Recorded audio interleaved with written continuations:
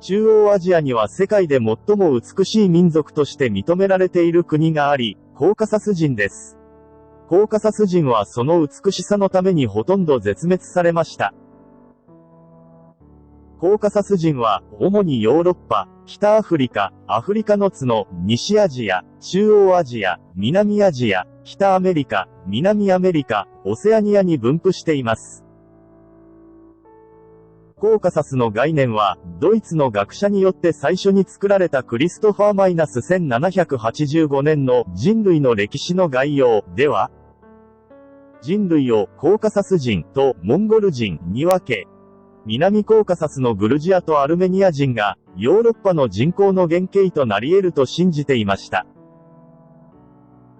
19世紀、自然科学者は人種の問題について意見を表明しました。その中で、ブルメンバッハの5つの法則は次の通りです。19世紀により一般的な分類は、モンゴル人、つまり黄色の人種、アメリカ人、つまり赤い人種、コーカサス人、つまり白人、マレー人、つまり茶色の人種、エチオピア人、つまり黒い人種。ドイツの人類学者ジョン・フリードリッヒ・ブルーメンバッハは、記納されて、この人種の定義は、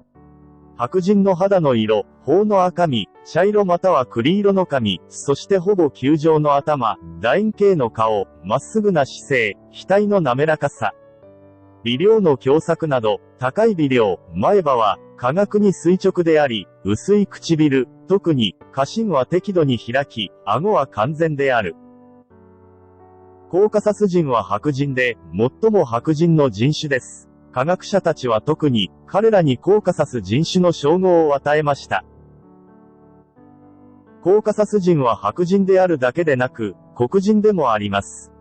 黒人は他の黒人と非常に大きなギャップがあり、その身体的特徴は、肌の色が薄く、微量が高く、唇が薄いことですが、白人であるかどうかは、まだ疑いがある。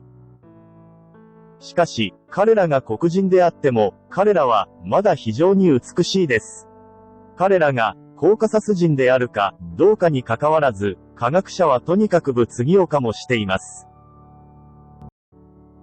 彼らはずっと前に、高山で育ちました。高山は高く、空気は薄く、気候は比較的寒いため、コーカサス人の顔の特徴に、特に、優れた条件を作り出しました。エレガントな姿をしています。美しい顔と大きな目。彼らは非常に良い肺活量を持っており、歌うのがとても上手。そして、熱意を持って人々を扱います。彼らは生まれつき、歌ったり、踊ったりするのが大好きで、とても熱狂的な民族です。この民族の女性は、世界で最も美しい女性とみなされています。しかし、殺害を引き起こしたのは美しさのためでした。それらは、古代ギリシャ時代のヘロドトスの歴史にも、記録されていました。コーカサスは、頻繁な戦争のためにローマ、アラビア、モンゴルによって統治されていました。コーカサス人を支配した多くの王は、美しいコーカサス人を側室として探しました。17世紀後半、ペルシャが支配されるのを防ぐために、コーカサスはロシア帝国に目を向けましたが、代わりに自ら災いを招く。ロシア帝国は、コーカサスの土地に侵入して占領するために、コーカサス人に対する大量殺戮が行われ、200万人全員が殺されました。残りのコーカサス人は山に逃げました。